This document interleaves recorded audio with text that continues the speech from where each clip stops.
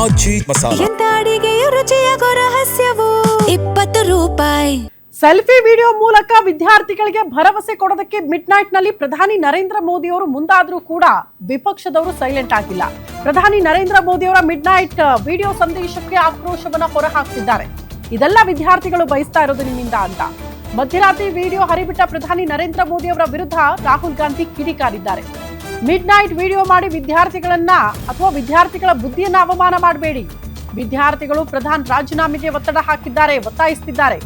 ಮೊದಲು ಸಚಿವ ಧರ್ಮೇಂದ್ರ ಪ್ರಧಾನ್ ಅವರನ್ನ ಸಂಪುಟದಿಂದ ವಜಾ ಮಾಡಿ ವಿದ್ಯಾರ್ಥಿಗಳಿಗೆ ಹೊಡೆದವರ ವಿರುದ್ಧ ಕಠಿಣ ಕ್ರಮ ಕೈಗೊಳ್ಳಿ. ಮೊದಲು ವಿದ್ಯಾರ್ಥಿಗಳ ಬಳಿ ಕ್ಷಮೆ ಯಾಚಿಸಿ ಅಂತ ರಾಹುಲ್ ಗಾಂಧಿ ಕೇಳ್ತಾ ಇರೋದು. ಮೋದಿ ಮಿಡ್ ನೈಟ್ ಸಂದೇಶಕ್ಕೆ ಕಾಂಗ್ರೆಸ್ ನಾಯಕರು ಕೆಂಡಾಮಂಡಲರಾಗಿದ್ದಾರೆ. ಇನ್ಫ್ಯಾಕ್ಟ್ ರಾಹುಲ್ ಗಾಂಧಿ ಅವರು ಆಕ್ರೋಶವನ್ನ ಹೊರಹಾಕಿದ್ದಾರೆ.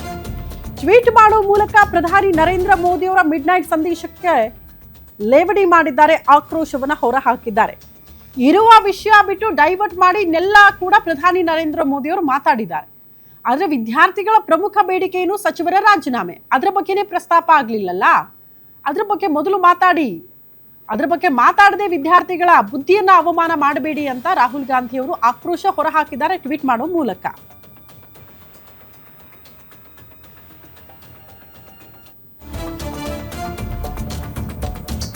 ಮೋದಿ ಮಧ್ಯರಾತ್ರಿ ಸೆಲ್ಫಿ ಸಂದೇಶಕ್ಕೆ ಎಐಸಿಸಿ ಅಧ್ಯಕ್ಷರು ಕೂಡ ಕಿಡಿಕಾರಿದ್ದಾರೆ. ಮಧ್ಯರಾತ್ರಿ ವಿಡಿಯೋ ಮಾಡಿದ್ರೆ ಅದು ಪರಿಹಾರ ಅಂತೂ ಅಲ್ವೇ ಅಲ್ಲ, ವಿದ್ಯಾರ್ಥಿಗಳ ಹೋರಾಟಕ್ಕೆ ನ್ಯಾಯನೂ ಅಲ್ಲ.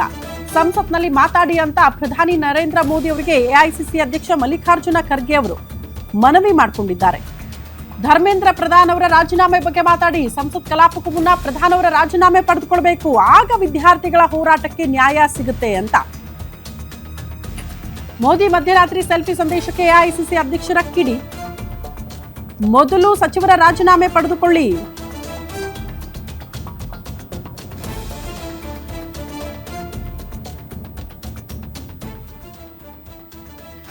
ನೋಡಿ, ಸಂಸತ್ ಅಧಿವೇಶನ ಪ್ರಾರಂಭ ಆಗೋಕ್ಕೂ ಮುನ್ನ ಸಚಿವರ ರಾಜೀನಾಮೆ ಪಡೆದುಕೊಂಡ್ರೆ ಮಾತ್ರ ವಿದ್ಯಾರ್ಥಿಗಳ ಹೋರಾಟಕ್ಕೆ ನ್ಯಾಯ ಸಿಗುತ್ತೆ. ಮೊದಲು ಆ ಕೆಲಸ ಮಾಡಿ ಅಂತ ಎಐಸಿಸಿ ಅಧ್ಯಕ್ಷ ಮಲ್ಲಿಕಾರ್ಜುನ ಖರ್ಗೆ ಅವರು ಒತ್ತಾಯ ಮಾಡಿದ್ದಾರೆ ಪ್ರಧಾನಿ ನರೇಂದ್ರ ಮೋದಿ ಅವರಿಗೆ.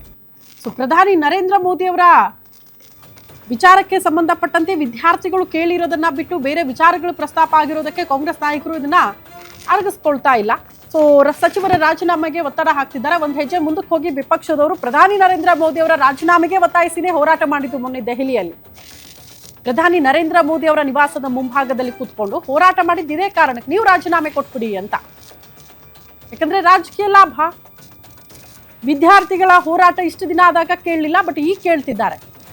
ಸಚಿವರ ರಾಜೀನಾಮೆ ಮಾತ್ರ ಅಲ್ಲ, ನೀವು ರಾಜೀನಾಮೆ ಕೊಟ್ಬಿಡಿ ಅನ್ನೋ ರೀತಿಯಲ್ಲಿ ಒತ್ತಡ ಇತ್ತು. ಬಟ್ ಈಗ ಯಾಕೋ ಸಚಿವರ ರಾಜೀನಾಮೆ ಪಡೆದುಕೊಳ್ಳಿ ಸಂಸತ್ ಅಧಿವೇಶನ ಪ್ರಾರಂಭ ಆಗೋಕ್ಕೂ ಮುನ್ನ ಅಂತ ಎಐಸಿಸಿ ಅಧ್ಯಕ್ಷರು ಒತ್ತಾಯ ಮಾಡಿದ್ದಾರೆ.